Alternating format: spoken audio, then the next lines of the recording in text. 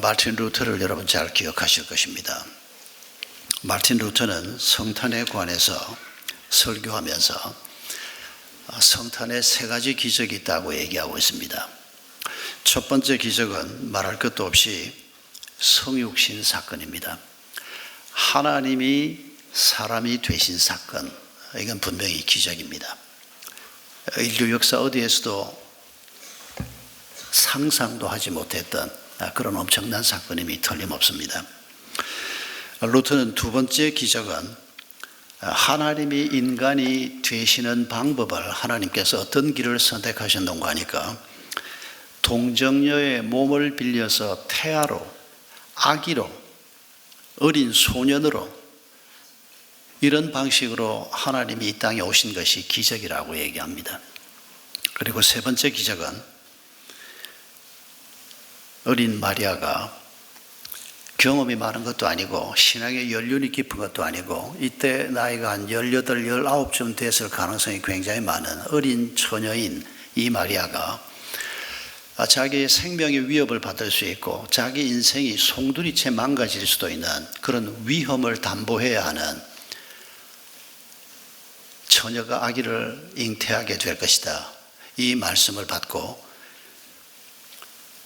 그때 그 마리아가 얼마나 어떤 고민을 했는지 성경이 상세히 설명하지는 않습니다. 그러나 분명히 엄청난 고민과 엄청난 번민을 겪었을 것입니다. 성경이 결론만 우리에게 전해줍니다. 주의 종이오니 주의 뜻이 이루어질 것입니다. 마틴 루터는 마리아가 어린 여성이 한 인간이 자기의 생명을 걸고 순종해야 하는 이런 하나님의 말씀 앞에 순종했다는 것이 기적이라고 얘기합니다. 그리고 거기에 더해서 루터는 처음 두 번 기적보다 세 번째 기적이 가장 놀라운 기적이라고 주장합니다. 처음 두 번의 기적은 하나님이 일방적으로 결정하고 행하신 것입니다. 그런데 세 번째 기적은 하나님이 혼자 하실 수가 없었습니다. 아직 나이 어린 이 마리아를 두고 하나님이 설득을 하시는 거 아닙니까? 마리아가 하나님 나는 못합니다 라고 하면 하나님이 어떻게 하시겠습니까? 여러분 하나님이 일하시는 방식을 잘 아시죠? 우리를 대하듯이 모든 사람에게 하나님은 말씀하시고 설득하시고 우리가 결정할 때까지 하나님은 기다리시는 분입니다. 하나님이 원래 우리를 짓기를 그렇게 지으셨습니다. 우리를 로봇처럼 지으신 것이 아니고 하나님이 말씀하면 무조건 알겠습니다 하고 따라야 하는 존재로 지은 것이 아니고 하나님의 말씀을 듣고 내가 거부할 수도 있고 순종할 수도 있는 사람으로 지었습니다.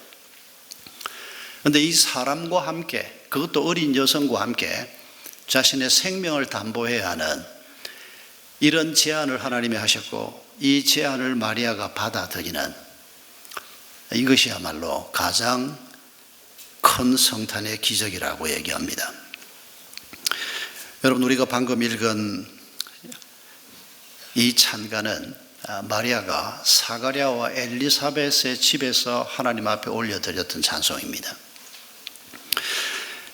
여러분 이 마리아가 유다 산중에 사는 엘리사벳을 만나러 갑니다.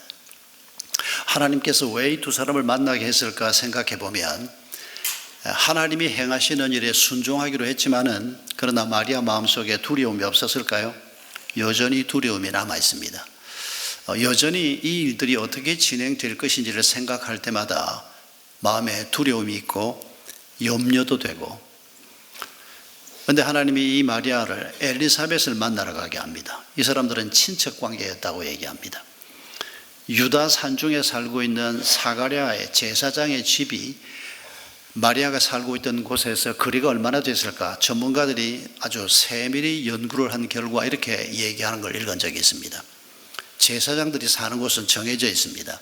유다 산중에 있는 제사장이 사는 성읍까지 마리아가 살고 있었던 곳에서 가장 가까운 것은 한 100km 정도라고 합니다.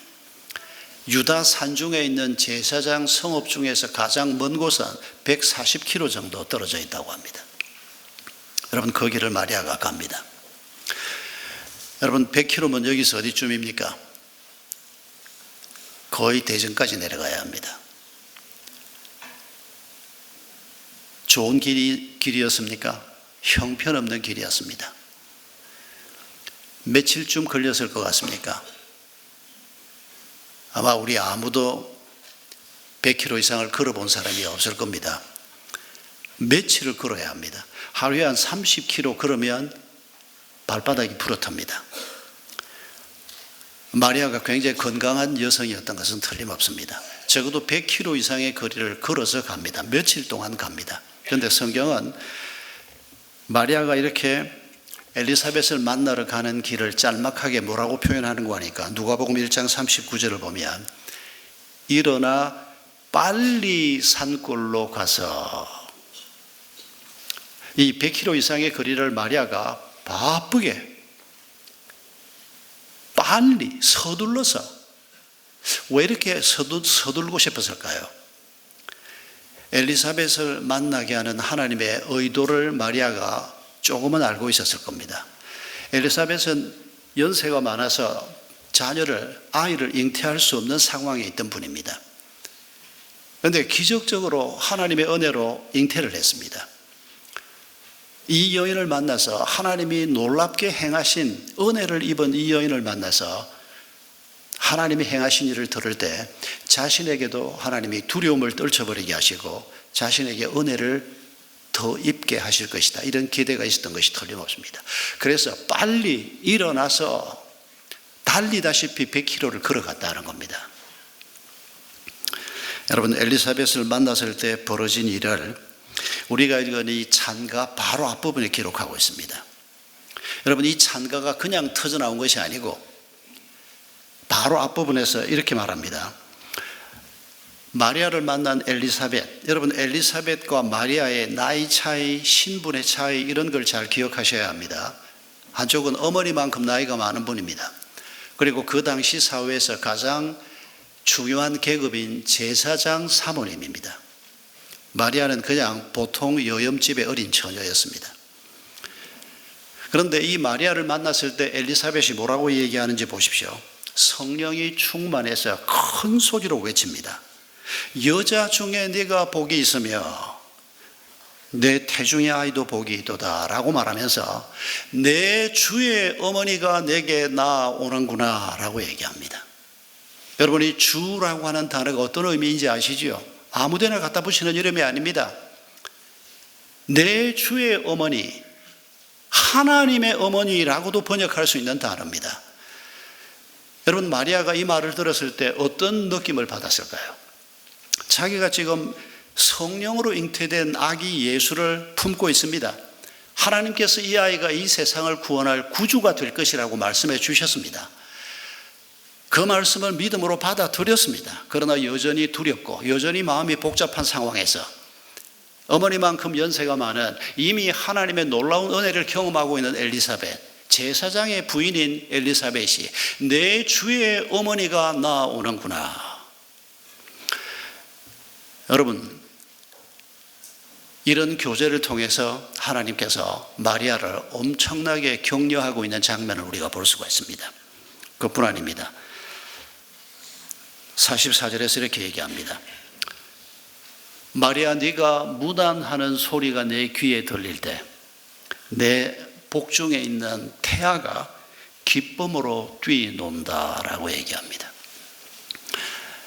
성경을 하나님의 말씀으로 믿지 않는 사람들은 이런 무슨 말도 안 되는 소리를 하는가라고 말할 수가 있습니다. 그러나 지금 엘리사벳은 마리아가 뭐라고 문안했는지는 잘 모르겠습니다.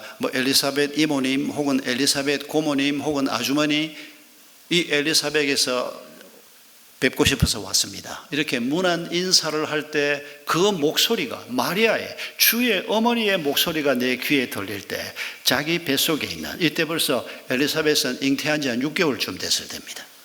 자기 뱃속에 있는 아기가 뛰어노는데 이 뛰어노는 것이 마리아의 음성을 듣고 마리아를 환영하는 음성으로, 그런 뛰놀므로 이렇게 엘리사벳이 고백을 하고 있는 것입니다. 여러분, 이런 격려를 받으면서 마리아가 성령의 감동이 돼서 부른 노래가 우리가 방금 읽은 마리아의 찬가입니다. 여러분, 혹시 오늘 몇 년 만에 화이트 크리스마스라고요?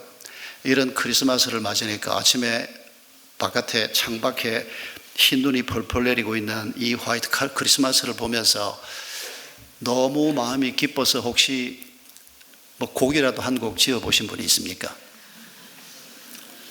우리 가운데 한두 번쯤은 그런 분이 있을 수도 있을 것 같은데, 제 같은 사람은 새벽 기도 갔다 돌아오는데, 새벽 기도를 나가는데 벌써 막 눈이 날리고 있는 걸 보면서, 이야, 참 이쁘다. 그 말밖에 더는 안 나왔습니다. 아, 이쁘다, 어쩌고저쩌고, 곡이 붙은 가사라도 하나 붙여서, 그런 재주가 저한테는 없습니다. 마리아가 이런 찬가를 부른 걸 보면 음악적인 소양이 있는 분이 틀림없습니다. 성경에 이런 찬가들이 굉장히 많이 나옵니다. 모세도 이런 찬가를 부른 적이 있습니다.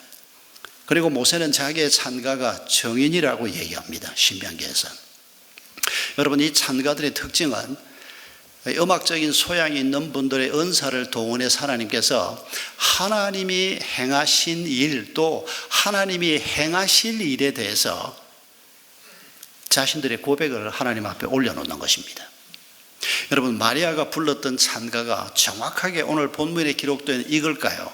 아니면 마리아가 이보다 조금 더 길게 찬가를 불렀는데 이걸 요약해서 여기에 올렸을까요?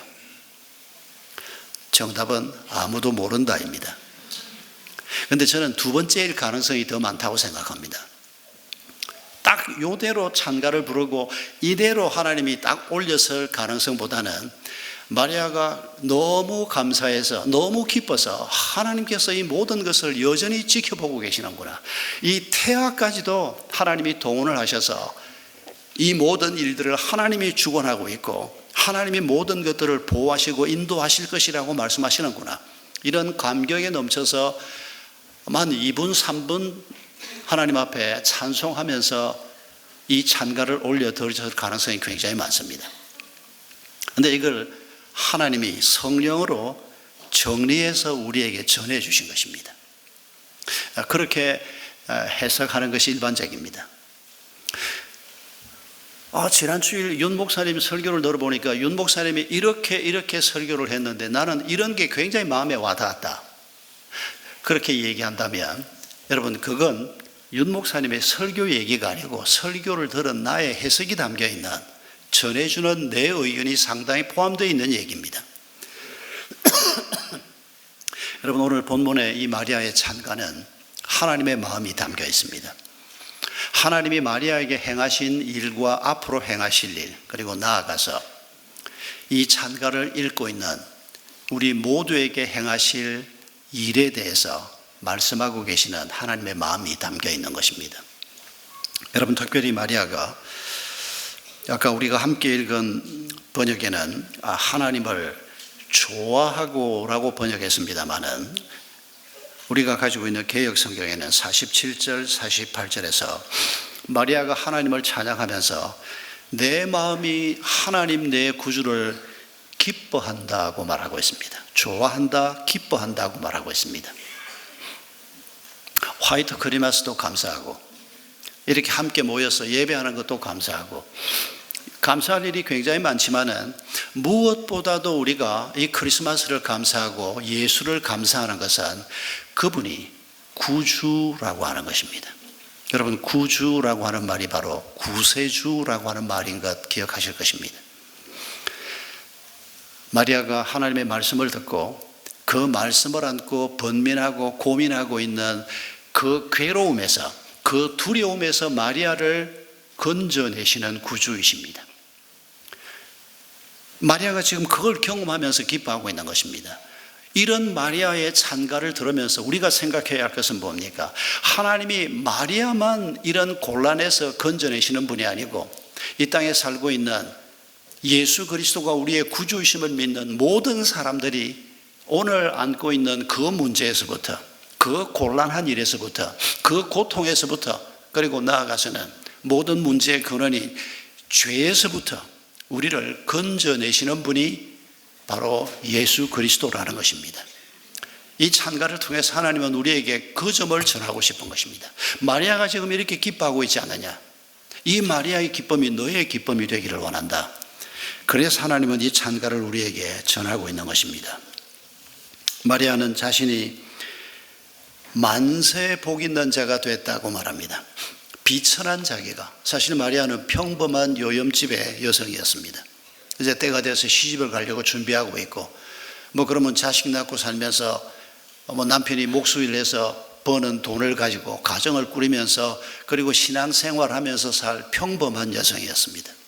그런데 하나님이 자기를 불러내셔서 놀랍게도 하나님이 자기의 몸을 통해서 이 땅에 오게 하겠다는 이 엄청난 말을 들었습니다. 여러분, 이런 자신을 놓고 지금 마리아는 비천한 자기를 만세 복 있는 사람으로 하나님께서 자기를 축복하셨다고 얘기합니다. 오늘 이 자리에 있는 우리 중에 누구도 마리아와 같은 복을 누리고 있는 사람은 없습니다. 그러나 하나님께서는 마리아 못지않은 복을 우리에게 약속하고 계시고 이미 우리가 그 축복을 누리고 있는 것을 하나님은 우리에게 가르치고 있습니다. 우리는 아기 예수를 잉태하지는 않았습니다. 그러나 말씀이 육신이 돼서 이 땅에 오신 예수 그리스도, 여러분, 그 말씀이 우리의 삶 속에 들어오셨습니다. 그 말씀이 우리의 인격 속에 들어왔습니다. 그 말씀이 우리 영혼 속에 들어왔습니다. 그 말씀이 우리가 눈물을 흘리고 있는 현장에 들어오셨습니다. 그 말씀이 우리가 벗어날 수 없는 죄 속에 들어오셨습니다. 그 말씀이 우리에게 행하신 일이 무엇입니까? 하나님이 살아계시다는 것을 보여주시고 우리가 곤란을 겪고 있는 그 곤란에서 우리를 건져내시는 바로 이런 예수 그리스도, 이런 하나님이 마리아의 몸에 임한 것처럼, 이 세상에 임한 것처럼 우리에게도 동일하게 임하신 것입니다. 그래서 우리가 감히 마리아하고 똑같다라고 말할 수는 없을지 몰라도 마리아가 경험한 것과 거의 같은 은혜를 우리가 이미 받았고 앞으로도 누리게 될 것이다, 우리가 이렇게 말할 수 있는 것입니다. 여러분, 성탄의 참 의미가 바로 여기에 있습니다. 이 예수 그리스도가 오셔서 그분이 행하신 모든 일들을 두고 마리아만 이렇게 고백하는 것이 아니고 모든 사람들이 구주가 우리에게 오셨으니 그분을 기뻐하신다. 여러분, 이 구주가 누굽니까? 누가복음에서 이렇게 시작된 예수 얘기가 누가복음의 마지막 부분에서 그가 우리를 구원하시는 구원의 현장이 어디까지 나아갑니까? 병든 사람을 고쳐주시고 먹을 것이 없는 사람들에게 먹을 것을 주시고 여러 가지 주님께서 우리의 구원주 역할을 하시는 이런 얘기를 누가복음이 쭉 전하면서 맨 마지막 단계에서 십자가를 지시는 얘기로 끝이 납니다. 십자가와 부활 얘기로 끝이 납니다. 우리를 가장 곤란케 하는 것이 무엇입니까? 우리를 가장 고통스럽게 하는 것이 무엇입니까? 하나님 없다고 생각하고 사는 죄의 문제입니다.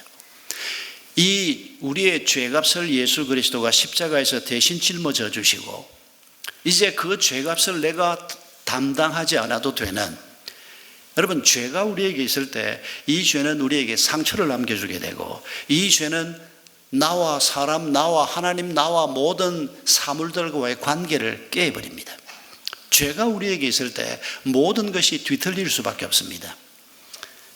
그런데 예수 그리스도께서 우리의 죄값을 대신 담당하심으로 그 예수를 믿는 자마다 더 이상 죄의 값을 담당하지 않아도 되는 이런 은혜를 우리에게 입게 하십니다. 예수 그리스도가 다시 사셨다는 말의 의미가 무엇입니까? 죽음을 이기셨다는 말의 의미가 뭡니까? 예수를 믿는 사람에게 사망아 너의 쏘는 권세가 어디 있느냐, 죄야 너의 쏘는 권세가 어디 있느냐, 그렇게 외칠 수 있는 부활의 생명이 모든 믿는 자에게 주어진다는 것입니다. 여러분, 이게 바로 예수의 탄생으로부터 예수의 부활까지 이르는 예수의 생애를 통해서 하나님께서 우리에게 주신 것입니다. 오늘 이 자리에 헤롯 곁에 있었던 사람들처럼, 여러분, 헤롯 곁에 제사장, 서기관 이런 양반들이 있었는데 오늘 이 자리에도 그런 분들이 들어 있을 가능성이 있습니다. 기억나시죠? 동방에서 온 박사들이 헤로드 왕을 찾아갔습니다. 유대의 왕이 태어나시는데, 우리가 별을 보고 유대의 왕이 태어난다는 사실을 알고 찾아왔는데 유대의 왕이 어디 있느냐라고 헤로드 왕을 찾아가서 묻습니다. 헤롯이 깜짝 놀랐죠. 자기가 지금 현직 왕인데 장차 왕이 될 사람이 태어났다고. 그러니까 얼마나 헤롯이 놀랐겠습니까? 그러니까 주변에 있는 신하들, 그러니까 그 사람들이 바로 성경에 제사장, 서기관들 이런 사람이라고 설명하고 있습니다. 이 사람들에게 묻습니다. 유대인의 왕이 어디에서 태어난다는 거냐? 몰라요. 그렇게 답했습니까? 즉각 답이 나옵니다. 베들레헴입니다. 구약 성경을 잘 아는 사람들이었습니다.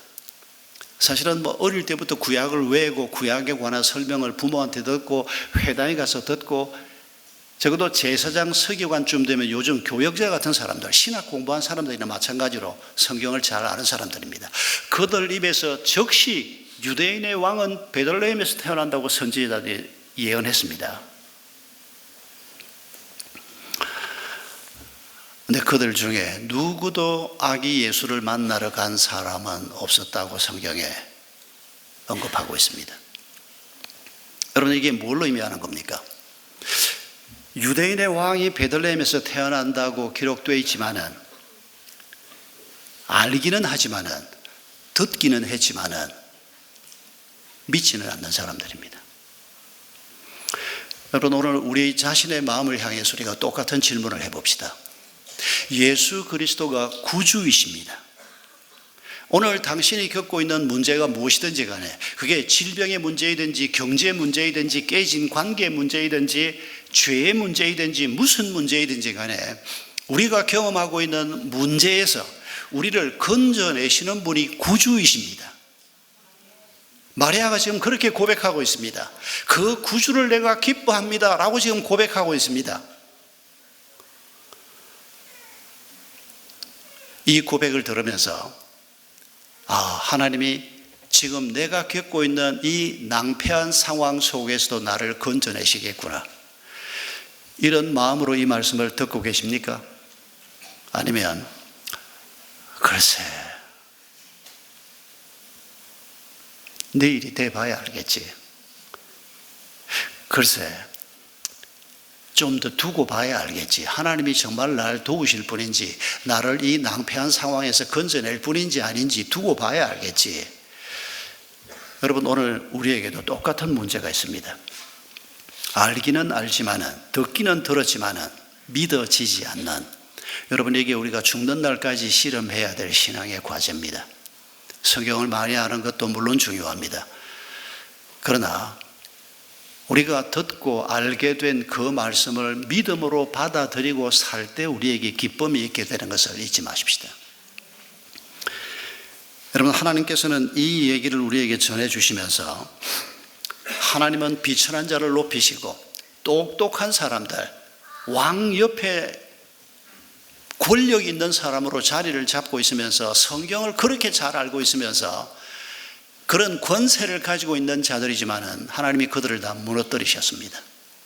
하나님을 부인하는 사람들, 하나님을 알지 못하는 사람들, 그들이 결국 추구한 게 뭐겠습니까? 하나님의 약속의 말씀을 믿지 않으면 결국은 내가 옳다고 생각하는 것, 내 눈에 보기에 좋다고 생각하는 것, 그게 바로 돈과 권세 아닙니까?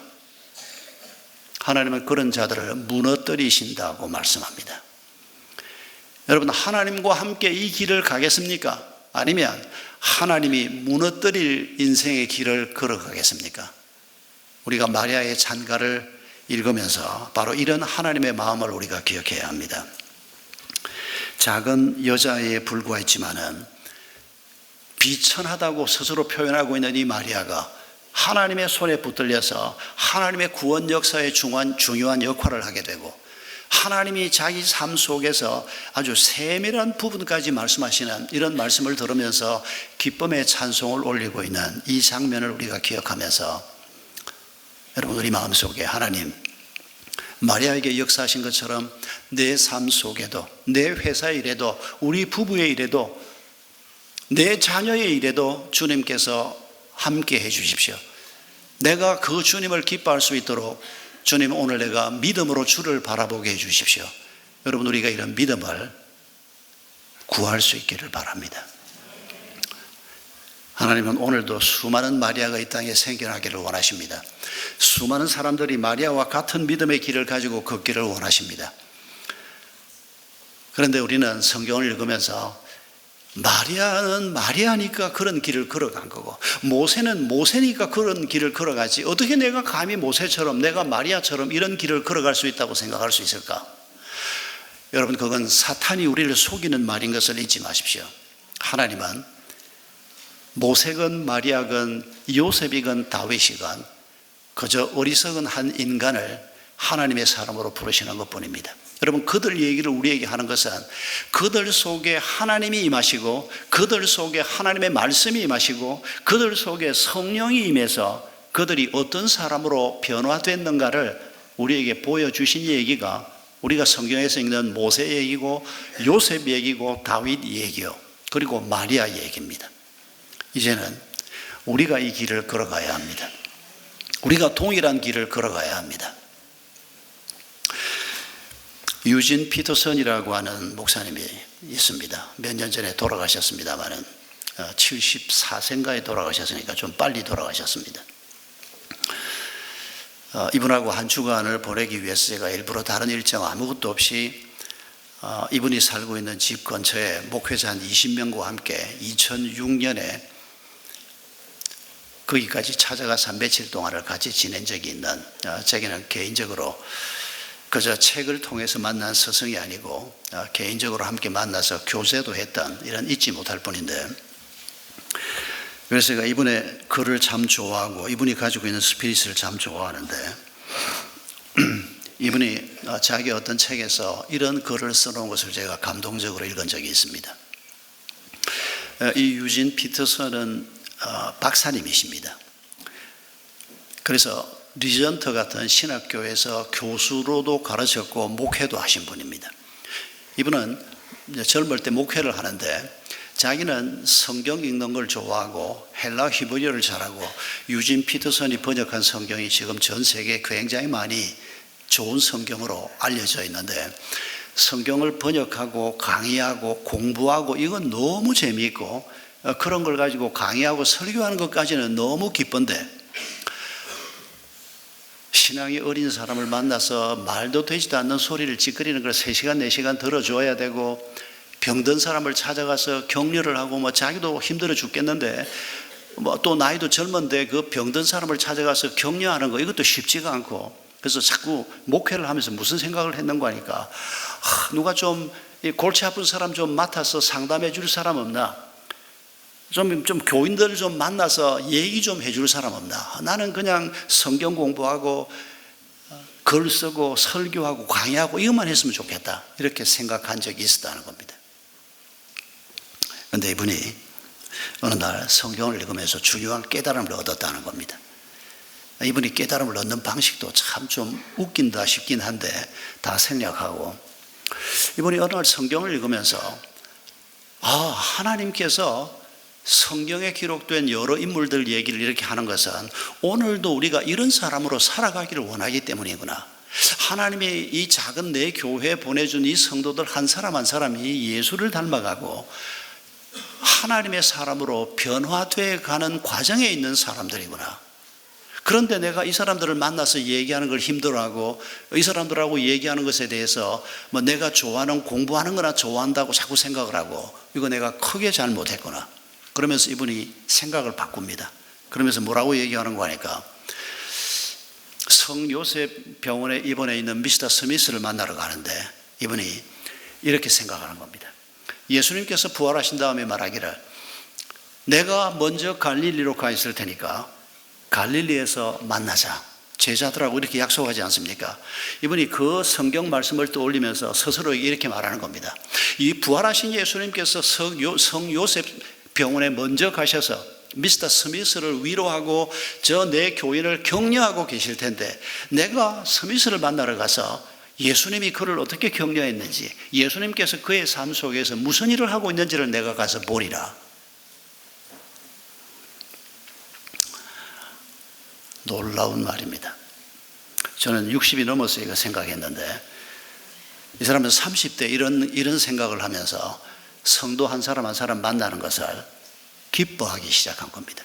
저는 30대 때 목사가 된 다음에 저는 뭐라고 제가 간증을 하고 다녔는가 하니까 사람 만나는 게 저는 두렵지가 않았습니다. 사람 만나면 뭐 재미있고 그 사람이 어떻게 살아왔는지 얘기 듣는 게 너무 재미있고, 근데 제가 결정적으로 놓친 게 뭔가 하니까 이 사람 속에서 하나님이 역사한 게 뭔가, 그게 즐거운 게 아니고 그냥 인생살이 자체 얘기 듣는 게 굉장히 저는 즐거웠습니다. 뭐 누구를 만나든지 간에 이 사람은 도대체 어떤 인생을 살아왔나, 죽고 싶었던 때는 언제고, 이 부분을 처음 만나서 손잡은 때가 언제고, 인생에서 절망하던 때는 언제고, 뭐 이런 얘기를 듣는 것 자체가 너무 좋았습니다. 그런데 그걸로는 부족했던 겁니다. 유진 피터슨은 이 사람의 삶 속에서 예수 그리스도가 어떤 분으로 자리 잡고 있는가, 지난 한 주간 이 사람 삶 속에는 어떤 예수가 자리를 잡고 있었는가, 이런 생각을 하기 시작하면서 사람 만나는 게 기뻐지기 시작하고, 특히 그 사람 속에 있는 예수의 모습을 발견하는 것이 너무 큰 즐거움이었다고 고백합니다. 우리 모두가 꼭 기억해야 할 날입니다. 여러분, 부부 간에도 그렇고 부모 자식 간에도 그렇고 성도 간에도 그렇습니다. 뭐 우리가 살면서 아이들 키가 얼마나 자랐고 학교 성적은 얼마나 올랐고 이런 것도 물론 중요하고 부부 간에도 해야 될 대화가 많지만은 내 삶 속에서와 마찬가지로 저 사람의 삶 속에서 하나님께서 저 사람을 어떤 부분을 새롭게 하셨나, 어떤 부분을 깨끗하게 하셨나, 어떤 부분을 지혜롭게 하셨나, 여러분 이런 얘기를 함께 나누는 것이 우리에게 큰 기쁨이 되기를 주의 이름으로 축복합니다. 이런 기대가 우리에게 늘 있기를 바랍니다. 여러분, 목자가 되면 훨씬 더 이런 자리에 유리하게 서게 됩니다. 여러 사람들을 바로 그런 관점에서 접하기 때문입니다. 뭐 밥 해먹이는 게 힘들고 초기에 우리가 그런 어려움을 많이 호소를 했고 또 그건 사실입니다. 그러나 우리가 조금만 관점을 바꾸어서 생각하면 마리아에게 역사하셨던 이 하나님이 오늘도 동일하게 우리 모두의 속에 임재해 계신다는 겁니다. 그리고 그 하나님이 설교를 통해서만 우리에게 들려지는 게 아니고, 내가 성경을 읽을 때만 들려지는 게 아니고, 내 곁에 있는 이 사람의 삶에 관한 얘기를 들을 때 이 사람의 삶 속에도 예수가 있고 저 사람의 삶 속에도 예수가 있는 이런 예수를 우리가 만날 수 있기를 바랍니다. 산속에서만 예수를 만나는 게 아닙니다. 기도원에서만 예수를 만나는 게 아닙니다. 이 복잡한 현실 속에서 고민하면서 살고 있는 우리 한 사람 한 사람에게 하나님께서 어떻게 역사하고 계시는가, 이런 기대를 우리 모두가 함께 품을 수 있기를 바랍니다. 성도 여러분, 오늘 이 순간에 여러분을 두렵게 하는 일이 무엇입니까? 여러분을 힘들게 하는 일이 무엇입니까? 그게 무엇이든지 간에 하나님은 대책을 가지고 있습니다. 하나님은 대안을 가지고 있습니다. 우리가 하나님 앞에 엎드려서 하나님의 답이 무엇입니까? 라고 묻고 그 하나님과 함께 그분의 손을 붙들고 우리의 남은 길을 걸어간다면 우리도 머지않아서 마리아가 고백한 것처럼 내가 내 구주를 기뻐하는 것은 바로 이런 이유 때문이다. 마리아가 비천한 나를 만세 복 있는 자로 세우신 것처럼 하나님께서 이 비천한 나를 이런 문제에서 벗어나게 하신 분이시다. 이런 곤란한 자리에서 나를 새롭게 세워주신 분이시다. 이런 상처를 씻어주신 분이시다. 여러분, 우리도 동일한 고백을 할 수 있기를 하나님이 원하고 계시는 것입니다. 여러분, 우리가 예수의 오심을 기뻐하는 이유가 무엇입니까? 왜 예수가 오신 것을 기뻐하면서 달려가야 한다고 찬송가 작사가들이 작사를 합니까? 바로 이런 예수이기 때문입니다. 2000년 전에 오셔서 우리를 지켜만 보는 예수가 아니고 오늘도 살아계셔서 내 삶 속에서 구주가 되시는 예수 그리스도, 그런 분이기 때문에 우리가 마리아가 달려가서 엘리사벳을 만나고 싶어 했던 것처럼 우리도 이분을 달려가서 이런 예수 그리스도를 기리고 높이고, 그리고 바로 이 예수 그리스도가 오늘도 우리에게 말씀으로 임재하는 것을 기억하면서 우리 함께 하나님 앞에 찬송하십시다.